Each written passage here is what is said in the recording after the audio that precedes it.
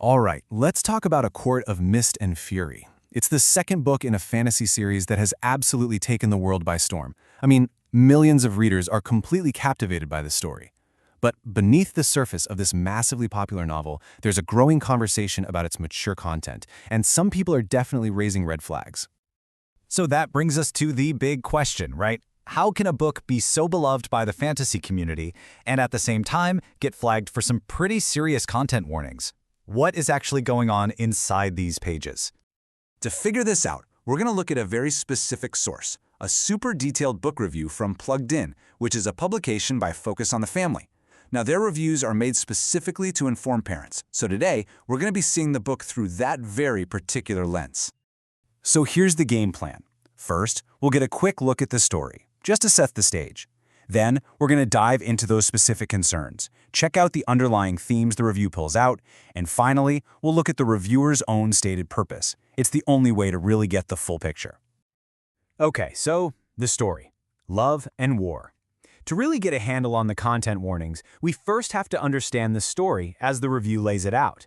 The narrative picks up with our main character, Fair, and she's in a really dark place, months after everything that went down in the first book. According to the review, Fair's journey is a total roller coaster. She starts out engaged, but she's dealing with some serious depression and nightmares. Things really escalate at her wedding, where she gets rescued by this mysterious character, Rhysand. After that, her fiancé, Tamlin, becomes so controlling he actually imprisons her. Rhysand steps in again, and this time Fair starts a whole new life, learning about her own powers and, well, falling in love. The story then throws in a major twist. It turns out they're destined mates. And it all wraps up with her becoming a secret spy in her ex-lover's court. Wild stuff. And this brings us to a huge conflict that the review really zooms in on, the massive difference between the two main guys in her life. On one hand, you have Tamlin, who's shown as being super controlling. He literally imprisons Fair, saying it's for her own good. Then on the other hand, you've got Rhysand, who's all about offering her freedom, teaching her to fight, and helping her control her own power. Okay, so with that plot summary in our back pocket, we can now get to the real core of the review, the specific content concerns. This is the breakdown of exactly what's prompting those warnings for mature audiences.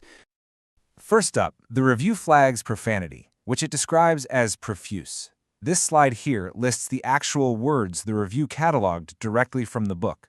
This is exactly what the source found important to point out for its audience of parents. Next on the list is violence, which the review calls graphic, and it points to a whole range of things, from magical rage and bones being broken to some really personal, brutal stuff, like characters being beaten by their own families. It also highlights very detailed battle scenes with major characters getting seriously injured. The review also lists out what it calls graphic and explicit sexual content, and the level of detail it notes is pretty significant. It points to descriptions of intercourse, multiple scenes of oral sex, and even a public scene of arousal. It also flags more, let's say, practical things, like characters talking about birth control and remembering past seductions. But you know, the review doesn't just stop at a list of content. It actually goes deeper. It analyzes the themes and the mythology of the world itself, basically suggesting it's not just about what happens, but about the whole worldview that holds the story together. At the very center of this worldview, the review points to one key thing: the cauldron. This magical object is presented as the source of all power. It created the world, it can bring people back from the dead, and it can even turn humans into these powerful fey beings. According to the review, this is the foundation of the book's entire mythology. The review then highlights a pattern that it noticed among the main characters. Almost all of them come from these deeply traumatic pasts, usually involving abusive or absent family members. You know, from Rhysand's cruel father to Cassian being abandoned as a baby. The reviewer sees this as a major theme. It's a world where traditional authority figures are just fundamentally broken. So, we've gone through the plot, the content warnings, the thematic analysis, which brings us to the final piece of this puzzle. What is the point of a review like this? Why even publish such a detailed breakdown? Well, the review actually answers that question for us directly in its own disclaimer. It says its goal is to equip parents to decide whether a book is appropriate for their children. So in other words, this review isn't about judging whether the book is good or bad writing. It's designed to be a tool for parents, just laying out all the content so they can make their own informed choice. And ultimately, A review like this brings us to a much bigger and way more difficult question. It sits right on the fault line of this huge cultural debate. Where do we draw the line between protecting younger readers and, well, censoring what they can read? There's definitely no easy answer, but it's the fundamental question that drives people to create content breakdowns exactly like this one.